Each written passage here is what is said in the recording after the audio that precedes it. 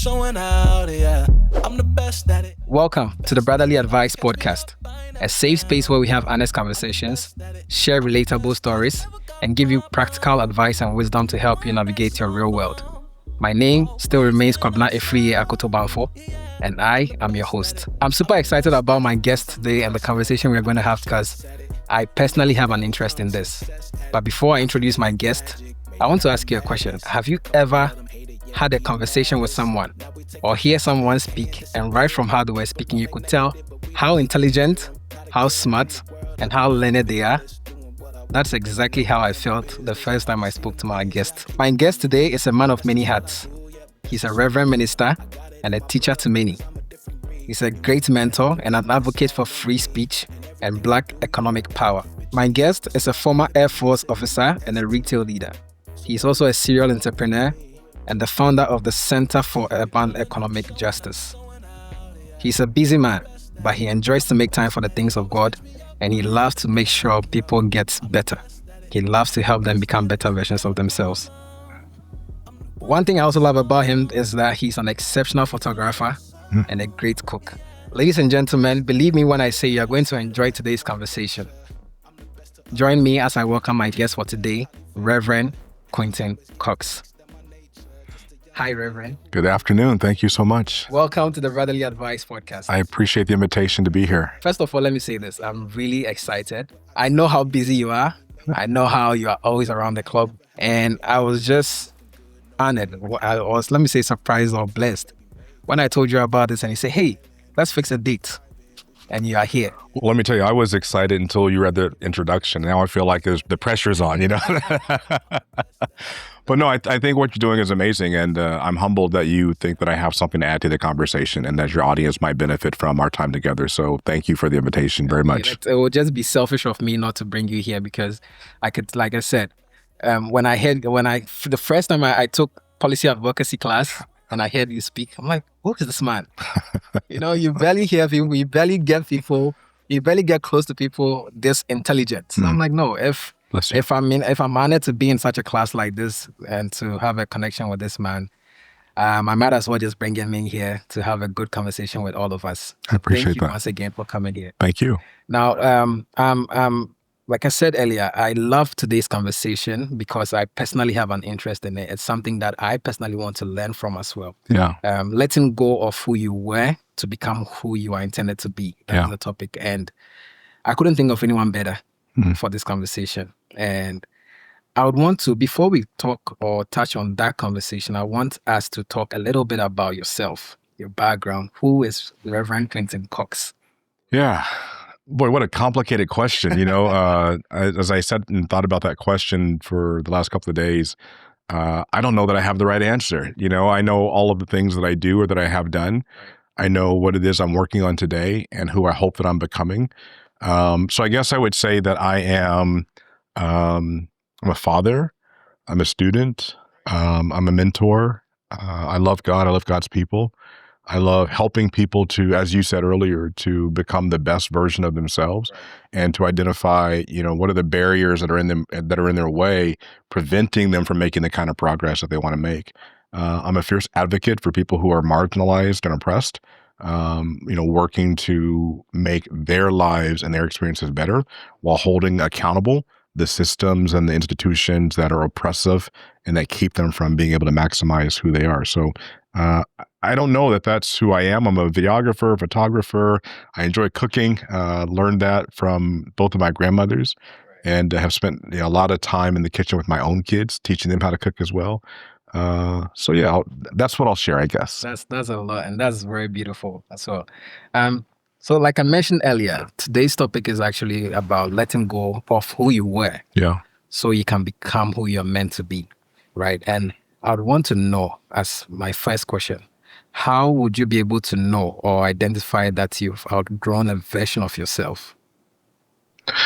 Yeah, I think first, I think the topic is really important because I think that there's so much pressure in our society to make decisions very early on in our lives about who we are and who we're going to be, and to sort of stick to that plan. In a U.S. context, at the age of 18, You're deciding if you're going to go to college or if you're going to go into the professional world or to get a trade. And then if you go to college, you're, at the age of 18 or 19 or 20, deciding what you're going to major in. And that major is going to determine what your career is going to be for the next 40 to 50 or 60 years until you retire. And there's been this mindset that you're not really allowed to change, that whatever it is that you decide at 18 years of age is your lot for the rest of your life. And I think it's an unfortunate way to live, because at 18, there's so little that you know about the world. There's so little that you know about yourself even. And as you continue to sort of grow and evolve and learn more about yourself, about the world around you, about what is possible in the world around you, your interests may tend to shift as well. So to get to your question around, how do you know that it may be time to change or to pivot or to transition? I think there are a number of things. Sometimes it's because of discomfort. You find yourself, going through life and you've had relative success and things have been relatively easy. They've worked out for you. The plans that you have created are working just fine and things seem well. And then all of a sudden it seems like there's, hurdle after hurdle after hurdle or obstacle that's preventing you from continuing to move forward in that journey. That may be a time to pause and say, is this still the right path, or is something trying to tell me to pivot and to move in a different direction? It could be that it's not about trouble or challenges, but maybe there are open doors that you didn't even think of before. I'll take myself as an example. I came out of the retail field and came back into academia in 2018, was out of the classroom for 20 years, had thought about getting a master's degree, wanted to get a master's degree in divinity, just couldn't figure out how to make it happen. And a woman spoke to me at church and said, the Lord said, it's time. And so there's this clarion call that I received. And I went home and I prayed and said, God, if this is what you're saying, and if this is the time and the season, then I need you to make every door open. And when I tell you, doors began to open right and left, such that I could not deny that this was an important time for me to pivot and transition. And I went from a very nice salary in a corporate environment to a student paying tuition, not making that same nice salary from the corporate environment, but God met every need and provided in every single way. So I think it just depends on the person, and there has to be sort of an inward listening, an inward stillness that allows you to perceive what's taking place around you, such that as change happens, whether it's because of challenges or open doors, you're able to sort of rest into whatever this new thing is that may be happening. Wow. I mean, we're just into this conversation, and I'm excited already, right?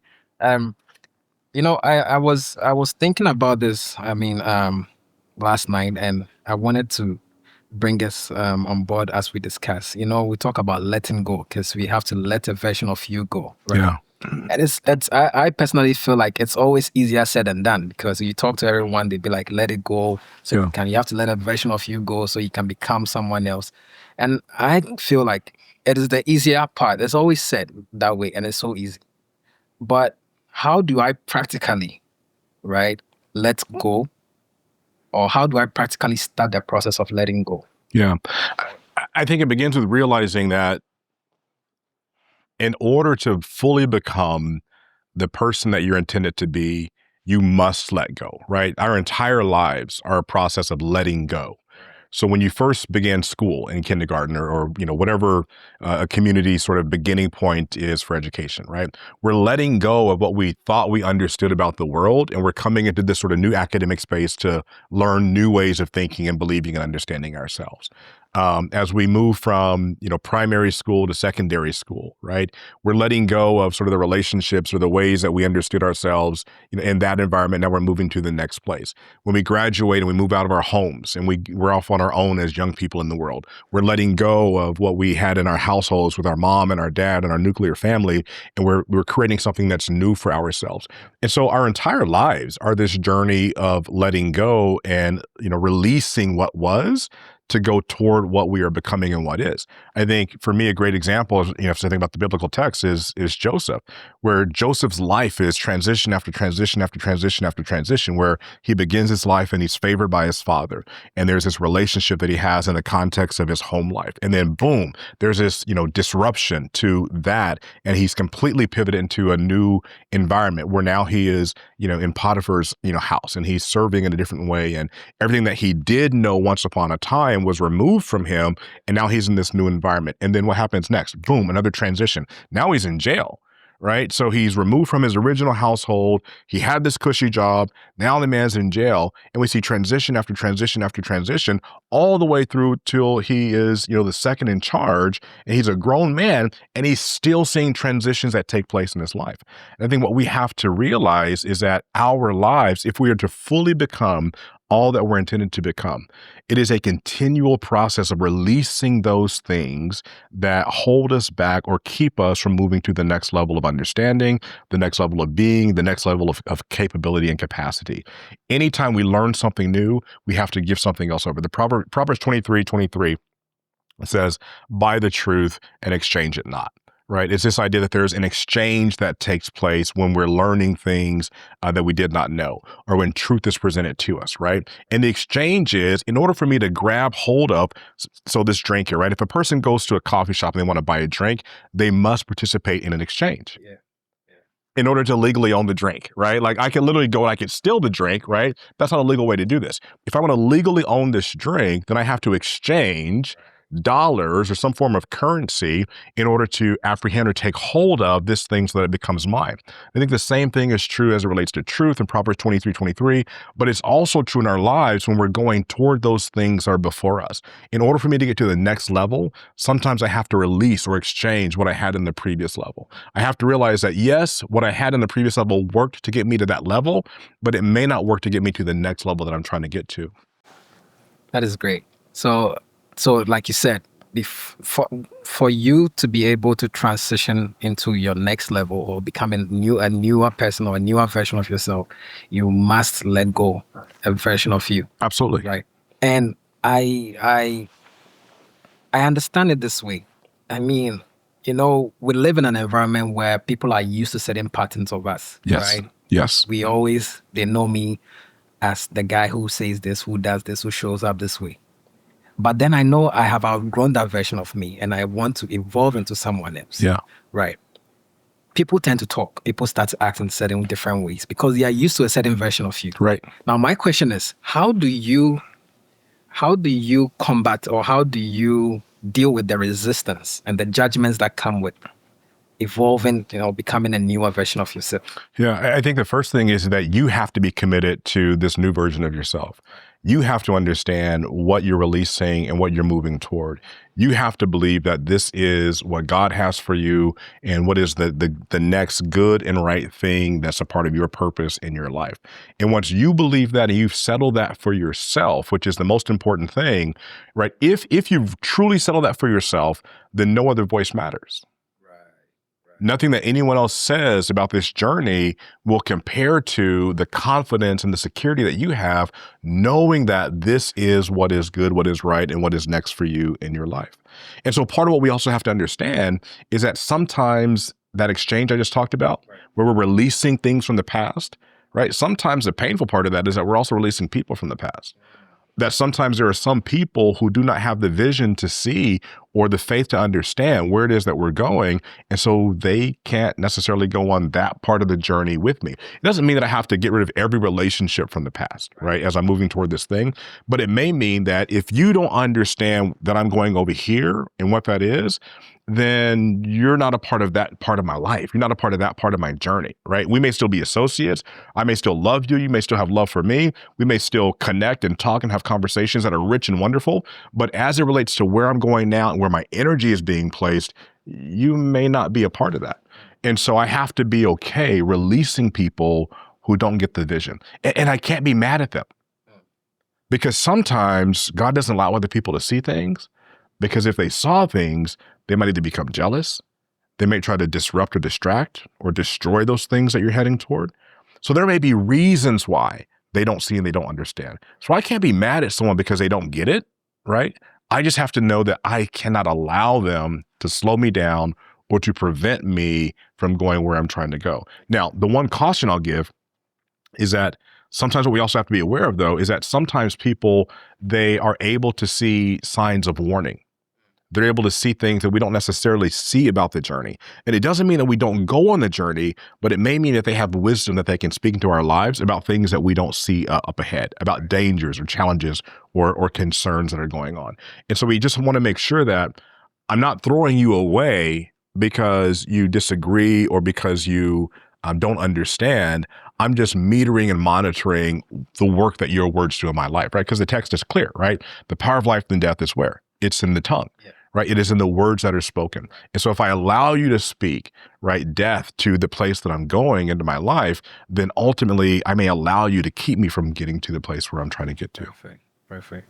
That is great. So I think what I can deduce from this is the fact that journey of becoming a newer version of yourself is solely personal. Yeah. And the decision you make, I mean, it's your decision to make, and people or circumstances around you shouldn't dictate or direct you towards that. Yeah, and even when you look in the biblical text, right? Many times before a leader or a character that we see in the biblical text goes through some time of transition, they find themselves where? Alone, right? In a wilderness, where they are navigating through this place of change and transition by themselves. Because again, not everyone gets it or knows or understands, right? Jesus' mom didn't understand why he was in the temple teaching, right? Like, she's chastising him because he's not where she wants him to be. But he understands this is part of my journey where I'm needing to go. That is beautiful. So that brings me to thinking.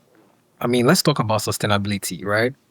What are some habits that I can adopt or I should incorporate to help me sustain on this journey? Because like you're saying, sometimes you'll be alone. Sometimes you might not get you might not get help. Yeah.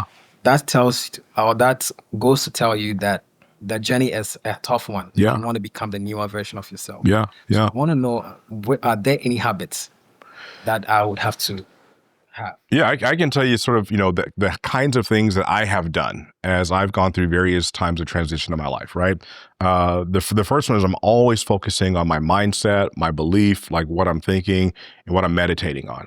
And so I've created a playlist that's full of gospel music or uplifting music that is designed to keep me grounded and focused so that when times become difficult or challenging or stressful, I can stay encouraged. Because here's the reality. When you go through change and transition, it's all new. You're doing something for the first time in many cases, right? And it's difficult, right? And that comes with many failures, right? And sometimes if you get so focused on the failures rather than understanding the process and realize that this is just about it being new, that you can become discouraged. And so I have a playlist that I play every single day.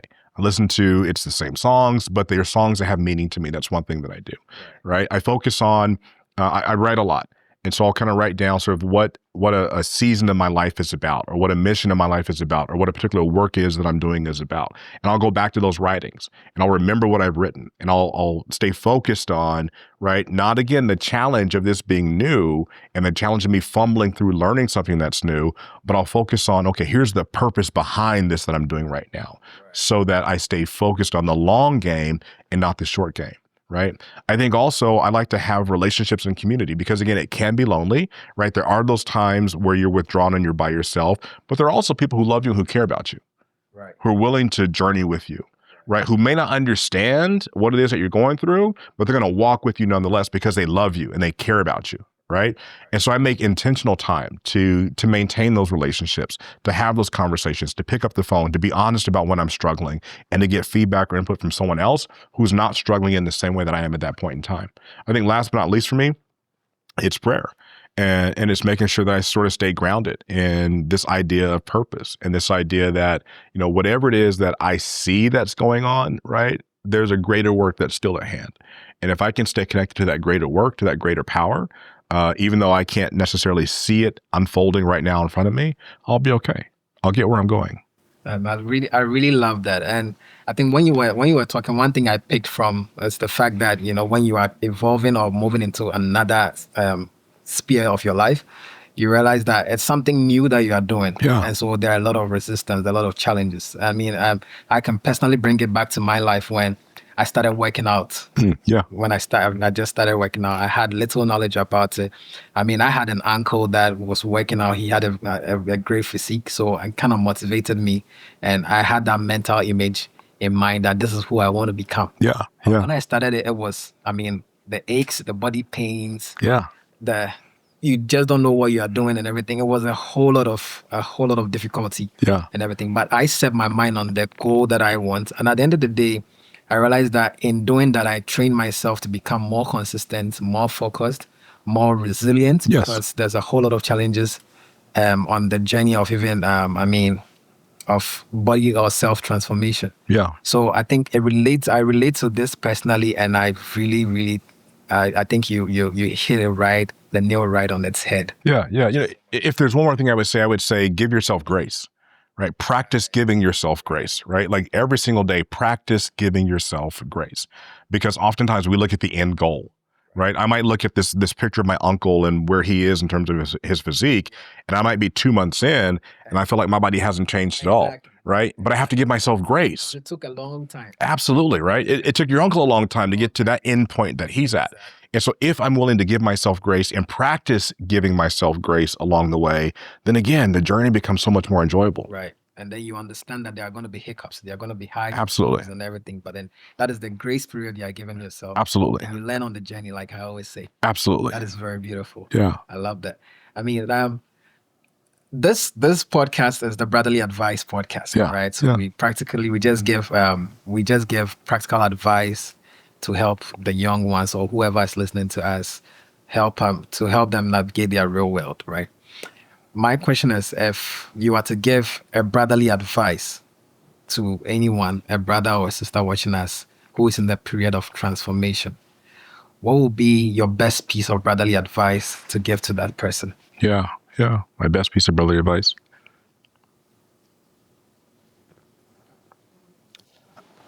I would say to any person that is in the process of change and transition, right? The number one thing I would encourage you to do is to be honest with yourself about the ups and the downs, the highs and the lows of the journey, to recognize that it may not always be easy, and you may not always feel like trying to push through to the next level of the journey. And if you lie to yourself and you try to fake it until you make it, as folks will often encourage you to do, I think that in the long run, you will have a more difficult time getting to the place that you're trying to get to. But if you're honest with yourself on the days where you don't want to push through, if you're honest with yourself on the days when you feel discouraged, if you're honest with yourself on the days that you're excited and you crushed it, you did a wonderful job, and you want to honor yourself and acknowledge yourself, I believe that level of honesty allows you then to go back to God when you need to and when you want to. If you're honest about the difficulty of the challenge, then you can go to God and ask for help. Right? If you're pretending like it's all good and it's all easy, you may or may not remember that God is there and that God will sustain you, that God will kind of get you through to the other side. Always remember and understand that God is the author and the finisher. The author and the finisher, which means that, yeah, God has started this thing and pushed you down the road and is moving you toward, but always remember that it is God's responsibility to help to guide you through to the end of it as well. That was a beautiful piece of advice. I mean, it's being honest with yourself. I personally believe is one of the best things or best favors you can do to yourself. Yeah. Because at the end of the day, you have to be true to yourself. Absolutely. How do you feel? What are you going through? Absolutely. I mean, it's your journey. It's what you feel. So you have to be honest and true to yourself. There are days like I started personally, I started a 60-day journey I just joined LinkedIn. Okay. And I said, for the next 60 days, I'll be posting every day. I'm going to show up every day on LinkedIn. Yeah. Yeah. Right. And has it been easy? No, it hasn't. Because there are days when you wake up and you are just blank. You just don't feel like it. Right. You just don't feel like even opening the app. Right. Then that commitment that you make to yourself is what should wake you up from your slumber or your sleep. Yeah. And tell you or challenge you that, hey, you have something to you have work to go. It's like just like how most people wake up and they go to work, not because they want to go to work, but then they have to go to work. They're right. So right. Show up for yourself. If you're able to show up for your job, then you have to show up for yourself too. Yeah. Yeah. You know, one of the things I'm learning, right, is that no one will honor you more than you honor yourself. Right. And so if you don't take time every single day to honor yourself, to love yourself, to appreciate yourself, to respect yourself, right? Absolutely. Right. Like if you don't take the time to do those things on a regular basis, right, there's no guarantee that anybody else will either. And what begins to happen is you begin to become dependent on others for external validation rather than being able to sort of settle into a sense of confidence in who you are. So earlier, what I said was, right, one of the things that you have to do on this journey of change and transition is to understand and to settle within yourself, this change and this journey that I'm on, it is the right journey for me right now. If I'm always looking for external validation, then I'm always looking for someone else to confirm that I'm on the right track. I'm always looking for someone else to tell me, yeah, this is the direction that God wants you to go. I'm always looking for someone else to guide me through this process, right? But if I treat myself well, if I honor myself, love myself, I can begin to move from a place of validation and affirmation rather than looking for someone to come in and prop me up all the time. That is beautiful. I mean, it's that. I think some few days ago, I made a post just like I said on my LinkedIn. I talked about the fact that your wins and your progress shouldn't be congratulated, seen, or validated by people to make it real. Yeah. You know the journey you are on. Absolutely. So at the end of the day, you congratulate yourself. Be gracious to yourself. Absolutely. Love what you are doing. Absolutely. Whether the applauses come in, whether the cheers come in, that's right, or not, you are still on the journey because you see the end goal. That's right. What everybody sees, nobody else sees it just like how you see it. That's right. So that's right. I love it. That is very beautiful. Yeah, I love that so much. Yeah. Good. So this is where we have an intermission. Yep. What do you think so far? Good. It's wonderful. It's great. Yeah. So we have some few more questions to go, and then we'll be wrapping it up. So Quentin, Reverend Quentin. Quentin is fine. Quentin is fine. Listen. My mother has never called me Reverend Cox.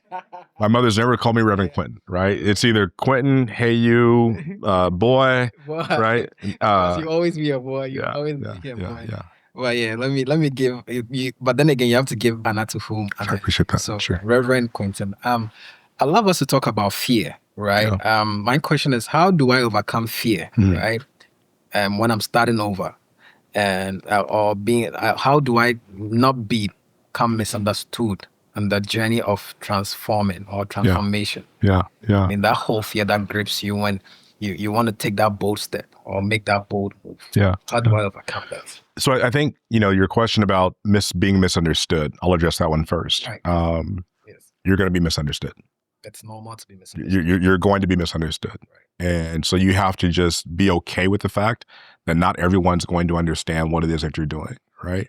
As you mentioned earlier, some people are going to always remember who you were, and they're going to want to put you in the box of who you were, right? And there may be folks who haven't seen you for 10 or 15 years, and they remember who you were 10 or 15 years ago. And you know that that's not who you are right now today.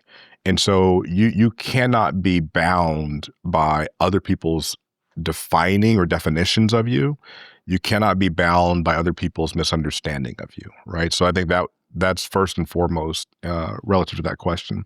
I think the other part of the question is around, the fear piece, right? Yeah. And I think the whole fear piece, again, for me, goes back to the mind and really resolving and giving myself grace on this journey. So what am I afraid of, right? I might be afraid of, leaving what I have, the security, the comfort of what I have, right? When I went to divinity school, I mentioned I left my job. I was making a lot of money, paying the bills for my family, 6 people, I'm providing for 6 people, right? And it's a very stable and steady environment and situation. I'm leaving all of that to go to school. I've not been in the classroom for over 20 years. I'm not going to have a steady paycheck any longer, right? In the way that I did, right? So there is this fear that can come in and that can cause me to question or wonder, is this really what I should be doing right now, right?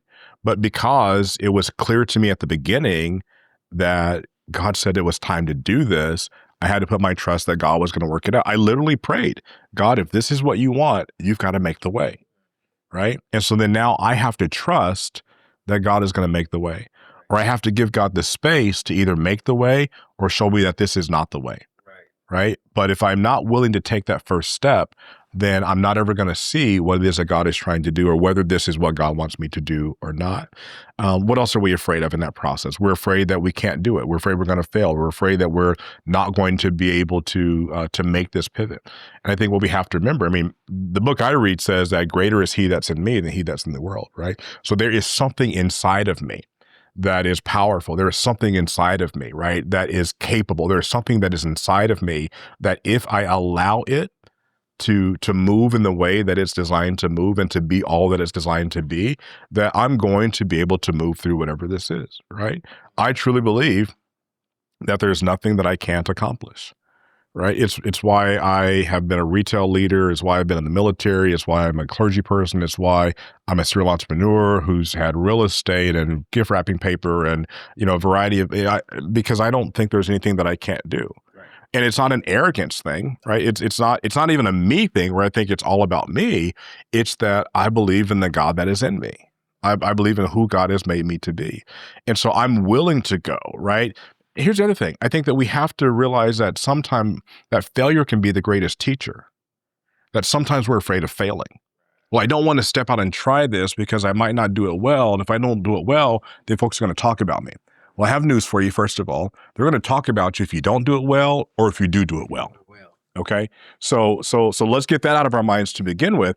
But then beyond that, right? If I jump out there and I try something and it doesn't work, guess what? I've learned something. So I've still won, right? I've gotten a lesson out of this thing that I can now use to benefit the next time that I go back and I try this again. And so for me, right, this idea of fear is one that is settled when I know that I believe this is what God has told me to do. At that point in time, there is no fear for me. That is beautiful. At the end of the day, I feel like one thing you said that I love so much is that you believe you can do everything through Christ who strengthens you. Yeah. And then the God inside of you does not put in fear inside of you. Yeah. So I believe it's how we think and how we view things. You're exactly right. We choose to either fear or have faith, because at the end of the day, all of them are in the future. Yes. Fear is the negative projection into the future, and faith is actually the positive projection into the future. All of them haven't happened yet. Yes. But at the end of the day, what are you thinking about? What are you focusing on? Exactly. If you focus on fear, you get fear. It will cripple you into making Absolutely. If you focus on faith, you are able to make bold moves because you believe that the God inside of you is empowering you to take all these steps. Yes. That is amazing. And the text says what? God has not given us a spirit of fear, but has given us a sound mind. Excellent. Right? And so your point is exactly right, that really this fear and faith comes down to what I'm choosing to believe about the situation, what I'm choosing to believe is going to happen in the future.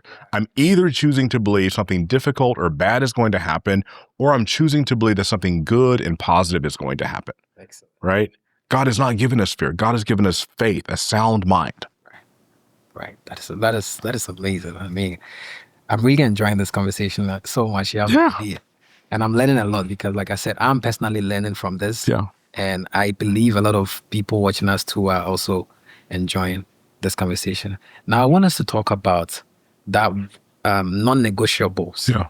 Or that principles or truth, like a non-negotiable principle or truth that everyone, including myself, right, must understand when it comes to evolving or becoming that version of ourselves in the future.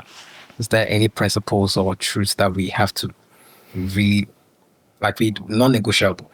Yeah, I think I would go back to the idea that everything doesn't get to go with you into your future.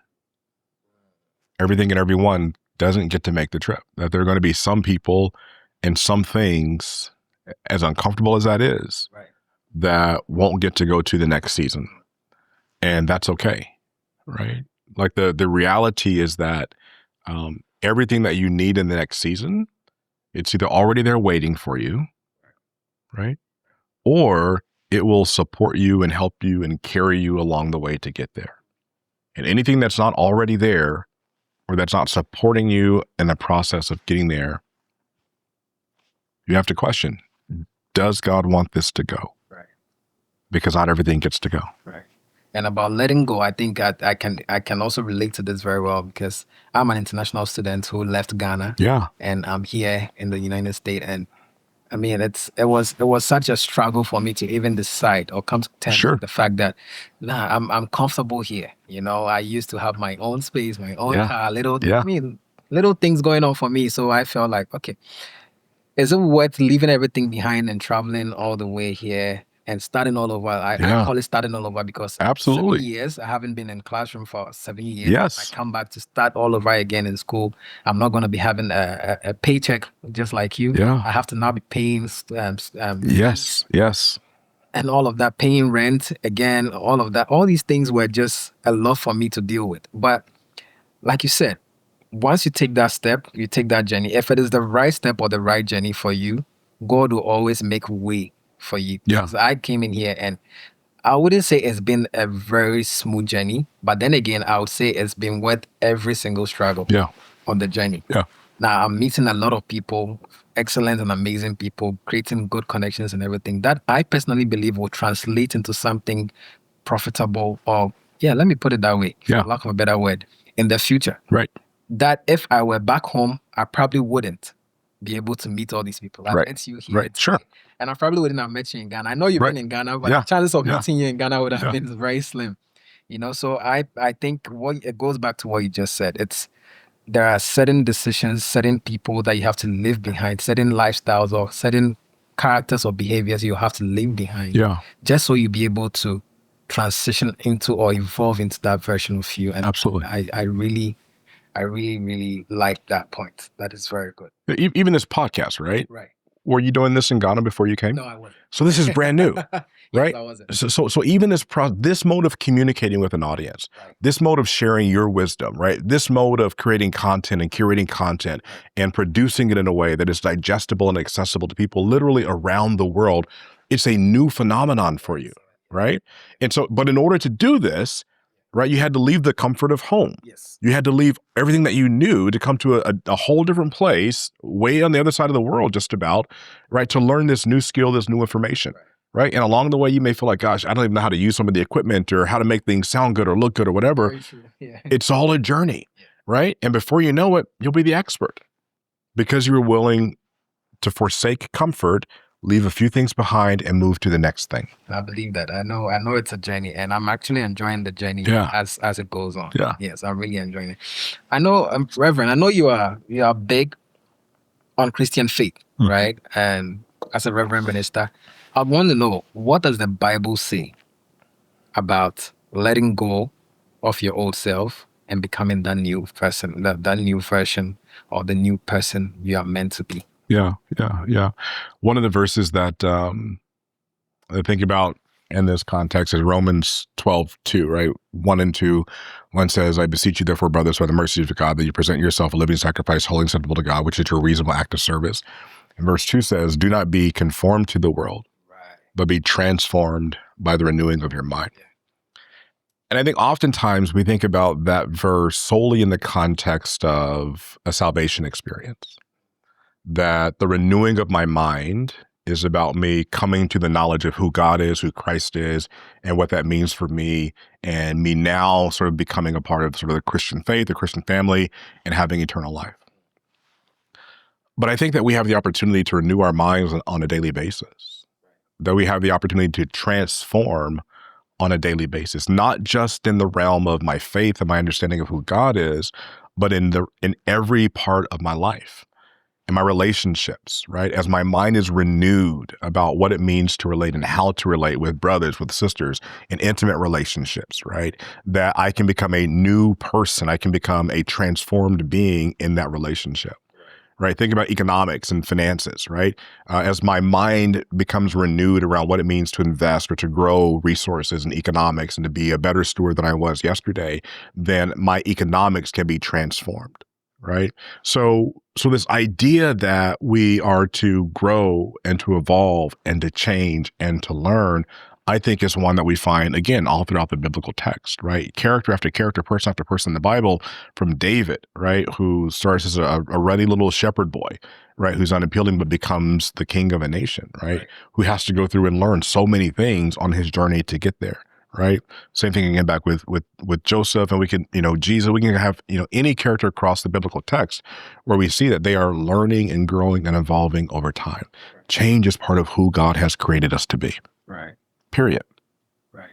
So at the end of the day, we all have to go through that process. We all have to leave a certain part of us move on to the next step, experience new things, and learn along the journey. Absolutely. And also, I'd like to add the fact that we have to figure things out on the journey, because if you're looking at figuring it out before you start the journey, you may not take the journey, or you may not even make a bold move. That's right. Because at the end of the day, we all don't have it figured out. That's right. We always learn something new. We always, like, even on this podcast, I'm still learning Sure. everything, episode by episode. Sure. I'm correcting something, I'm adding something. Absolutely. I believe by the time we get to maybe episode 100 or 200, Yeah.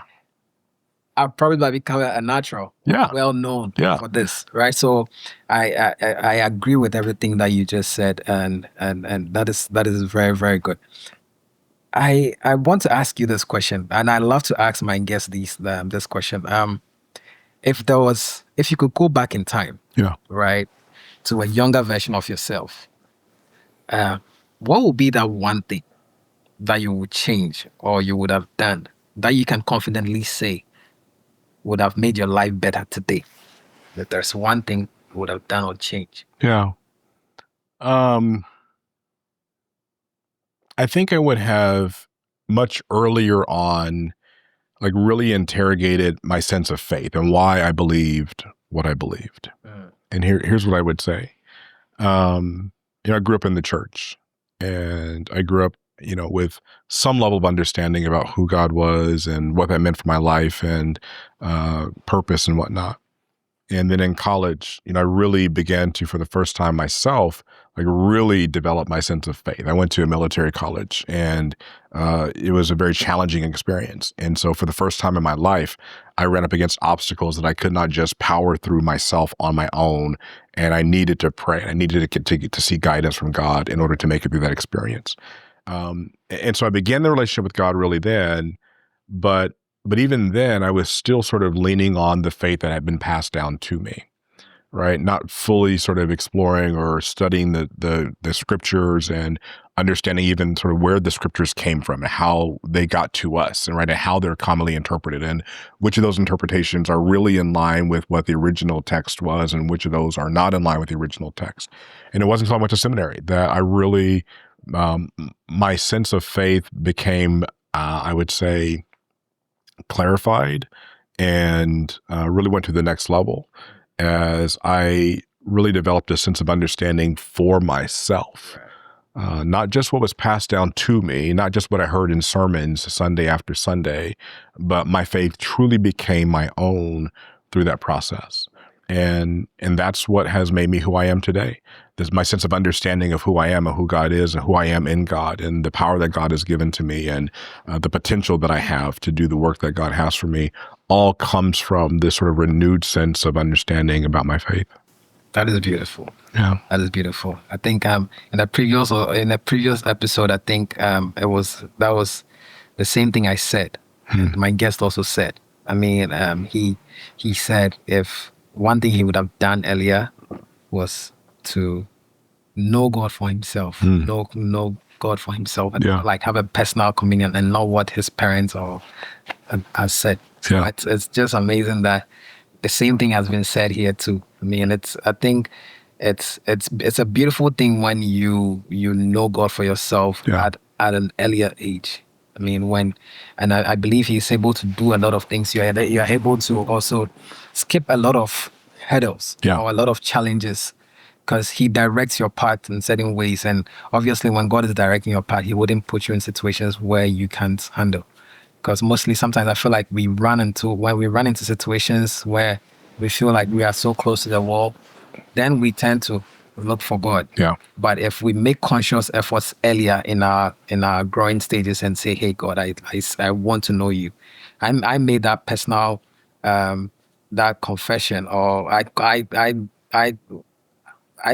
called on God when I was getting baptized some years ago, and I was like, "Hey God, my mom says you exist. I know you exist because, I mean, countless Sundays I've heard testimonies upon testimonies, but I want to have an encounter with you, a personal encounter with you." Yeah. And so that was my prayer, and then I got baptized. And I mean, one of the testimonies is the fact that I'm here today and we are having this interview. Sure. And there's been testimonies upon testimonies. So like I said, at this point in my life, there's no one or there's no way someone can convince me that there is no God. Absolutely. Because I Absolutely. personally know him. Yeah. If you are saying that you personally haven't had that that communion with him, and I pray you do, but then for me, you Yeah. can't convince me. Right. And that is very beautiful. Yeah. We're getting to the end of the conversation, and it's sad, but I think every good thing comes to an end. Absolutely. Absolutely. And this part of the conversation or this part of the interview is what I call flip the mic. So what happens is I have been the host and you have been the guest. Now, at this point, you get to be the host for one. All right. And then you ask me one question. Sure. It could be in relation to what we are discussing, or it could be outside the topic we are discussing today, and I get to answer it. Yeah. So. No, that's great. Let's stay on topic, because I think, you've already shared some of your story, which has been your transition from Ghana to the States to come and do this program. And, certainly as you come to the end of the practicum and the program and all those kinds of things, you'll be looking to make another transition. And so I'm curious, right? Like as you find yourself, concerned or, facing fear or uncertainty or doubt even about what is next for you, what do you think is one practice that you will commit to putting in place to help you navigate through those times where you're feeling that fear? Right. This is a very good question, and it's surprising it's coming in because just last night before I took my shower before going to bed. I was in the shower and I was thinking about it because I'm like, in some few months I'll be graduating, and the next thing is to get a job. I personally haven't had a 9-to-5 in so long. Yeah. I'm not that 9-to-5 person, but I'm like, I was long and short of it all is I was just confused about my next steps. I can also say fear. I put the two of them in one box. I was confused and I was in fear because I'm like, what's going to be the next step? I mean, is it going to be that, is my story going to be that I just traveled all the way here, took this program, met all these beautiful people, and yet still can't make anything out of my life? I was asking myself that question. But before I went to bed, the last thing I did before sleeping was I said, God, you led me to come all the way here. It was never my plan. It was actually a struggle. My mom was always saying, hey, won't you want to do a master's program? Because she has a master's program. Won't you want to do a master's program, even a PhD? It was never my wish to do that. But then at some point, I realized I had that deep conviction within me that, hey, it's time to do this. So if God, you have led me all the way here, I believe you help me cross over into onto my next transitioning stage. So one practice that I do, or I do all the time, is to pray. Because I believe that all the times that I prayed with deep conviction and with faith that this is certainly going to happen, God actually shows up. So yes, graduation is coming in some few months. Yeah. But I believe whatever I need, whoever I need to meet, whatever resources I need, wherever I have to go in order to make sure that right when I graduate, bigger things that are going to happen is already in place. And I just have to have that faith. So it goes back to faith and fear. They all play in they're all in the same bowl, mixing up all the time. Yeah. But it all depends on what you choose to settle on. Yeah. And I choose to settle on faith. Yeah. So how do I also build my faith? I build my faith by praying and relying solely on God and what He has said about my journey or my destiny. Amen. So that is basically what I do. Well, I will stand in agreement with you that everything that you need will be made clear and available and ready for you so that your transition is smooth, that it is swift, right, and that you're able to be impactful in the places that you go from this point forward, and that your influence will continue to grow and increase, and that the means that you need to do the work that God has set before you will be made available and clear. And there's one thing I also say all the time, that, you can be whoever you want to be, and you are at the right place at the right time. So I say it to myself all the time. I can be whoever I want to be. I'm at the right place, and I'm here at the right time. Yeah. Couldn't be any better time than this. Yeah. So whatever there is for me, I'm always gonna get it. Yeah. I mean, it might sound very arrogant, it might sound very braggadocious, but at the end of the day, like we've all agreed on, faith is so powerful. Fear is so powerful. Yeah. Either ways, you have to make a choice. So why not choose faith? Yeah. Yeah. And I strongly believe that yes, it's things are going to work out. Things are going to play out smoothly. I like how you described it, right? That you said that both faith and fear are kind of in this bowl, Yes. right? And I kind of think about maybe a bowl of soup. Yes. I don't like green peas. Yes. I don't know if you like green peas or I not, don't. but sometimes they're like in a soup, and I'll pick everything out of the bowl except for the green peas because I don't like the green peas. And that's how we can be with fear, right? Fear may be in the bowl. It may be in our experience in our lives around us, but we don't have to pick the fear out and consume it. We can take every good thing out of the bowl and leave the fear in there when we're done. Perfect. That is so true. Yeah. That is so true. Well, after such a deep conversation, a soulful conversation, it's time to play a game. Okay. Right? And that's how we are almost, that should tell you we're almost ending this conversation. So am I going to get a bowl of jollof rice? I mean, that's why I came. I thought I was going to get jollof rice. I'm gonna order jollof rice for you. Okay. You said I'm a good cook. I can cook everything except I can't cook jollof rice yet. But I'll have a master class for you. All right. I didn't mean to interrupt you. So this game is called This or That. Okay. So this or that is something we just bring it in to let loose a little. Yeah. Right? Yeah. This or that is, I just present two options to you. Mm-hmm. So would you rather this or that? Right? Just to get to know you better. Okay.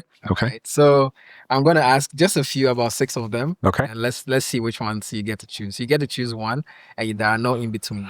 All right. No in-betweens. Okay. Yes. All right. So the first one is work out in the gym or take a hike in the woods. I think take a hike in the woods. I prefer to take a hike in the woods. Yeah. Yeah. It's nice. The last time I took a hike with my wife, and it was like, woo. Yeah. It was beautiful. It's a whole different experience. Yeah. I've been working out all the time, but then the hike was just, I was amazed the distance I was able to cover. Yeah. Yeah. That's nice. And I can take my camera, right? And I can kind of shoot things that you don't get to see every day. For a photographer, Yeah. yes, I can understand. Yeah. Well, the second one is travel around the world for free or buy anything for free. Travel around the world. Yeah. Yes. I mean, I knew you were gonna pick. I love to travel. I've been to 14 countries. I'll turn 50 next year, and my goal is to travel to 75 countries before I turn 75. Wow. So, in the States, we have 50 states in the United States, and my goal was to travel to 50 states before I turn 50. I have 2 states left to go to before May of next year. Wow. And then my next goal is 75 countries. That's a lot. Yeah. That's a lot. I mean, wow, that's a lot. I think I have to start traveling too. It's everybody loves to travel, but it's expensive. So yeah, but you know what? Like I've been blessed. I've been blessed to have either trips funded for varying reasons, or God makes a way. Makes a way all the time. Wow, that's beautiful. Now the third one is speak every language fluently, or play every instrument perfectly. Ooh, I think I would go with play every instrument. So I played the saxophone and the piano. I played the trumpet for a little bit and the guitar for a while. I can play the piano a little bit now, but I can't play any of the others. And I think in its own way, right, like music becomes a language. And that if you can play skillfully a variety of instruments, then in your own way you can communicate with a variety of people across language. So I think I would choose music. That is true. Well, the next one is meet new people virtually or in person. In person. Every single time in person. Yeah. There's connection, there's warmth, there's energy, right? Like, I mean, virtual is good, and if it's all that you have, that's fine. But there's something about connecting with people. I love a good hug. There's something about being in person to connect with people. Right. I love in person too. Yeah. Yeah. I love in person too. Now the next one is read a book or watch a documentary. The filmmaker in me's got to watch the documentary.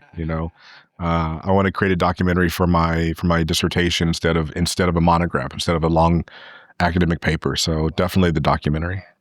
That is nice. I don't think, has it been done? So it's been done in film programs, but it's not been done at Heller School in a social policy program.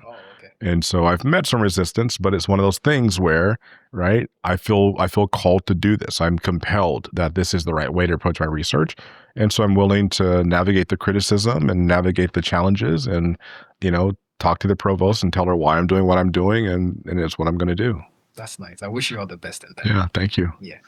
Now, the last one is work late at night or work early in the morning. Yeah, I'm a late night worker. So I'll stay up until 2, 3, 4 o'clock in the morning and then go to sleep for an hour and a half and get up and start my day and have a full day's worth of work. But if I have to wake up at 4, if I go to bed at 9 o'clock, have to wake up at 4 o'clock in the morning, it's not going to happen. That is that is true. I personally I would go to bed early so that I can wake up very early and then work like in the early hours of the morning. Yeah. And I like to also work out early. So I try to go to the gym opens at 5 a.m. I try to be there exactly at 5. Got it. So that I can get at least my 1 hour in and start the day. Yeah. Yeah. That is good. Yeah. No, I'm a late night owl. That is nice. Well, we've come to the end of this conversation, sadly, and I wish it could go on and on and on. Yeah. And I know this is not going to be your last time here. Hopefully not. Yes, hopefully not. I really, really thank you for making time for this. Like I said earlier, you are a very busy person, but then when it comes to making sure people become better versions or the best versions of yourself, you're always there. And I really appreciate your time and your input and pouring into us. Before we go, I have a gift here. I have a lineup of books here, and I think I'll make you pick one of them, any one of them that you want to have. Really good books, and it's just a way of saying thank you for coming. Absolutely. And making this podcast a great one. Well, thank you for having me. I think I'm going to go with the 4 agreements here. Oh. Okay. Practical Guide to Personal Freedom. I looked at all of them beforehand, and they are all very interesting titles. And so I've not read this one, so I think I'm going to go with this one. That is great. It's a really good book, and I like the fact that it's a tiny one. Yeah. On your next travel, when you take it along, by the time you land from the plane, you would have read it. Thank you. And it has a little message at the back I'd like to read. Oh yes. Oh. Wow. So it's a short message. It says, from Kwabna Efriye Akoto Banfo, that is me, and Tishana Thomas Akoto Banfo, that's my wife. With appreciation for your time, truth, and trust, the Brotherly Advice family is better because of you. May this book remind you of the lives you've touched today. Thank you.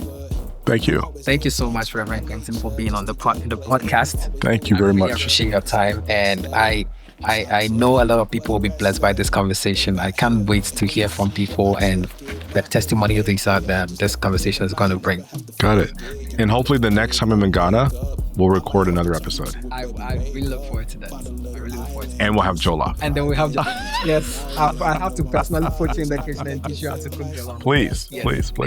Thank you very much. Thank you so much. Family, I hope you enjoyed today's conversation. We have another impactful conversation coming your way same time next week. So if you haven't already, please subscribe, like, and click the notification bell so you don't miss any upcoming interviews. And I'd love to hear from you. What is your biggest takeaway in today's conversation? Comment down below, and I'd love to hear from you. Thank you for your continued support for the Brotherly Advice podcast. And always remember that this is just a brotherly advice, and I'm only looking out for you.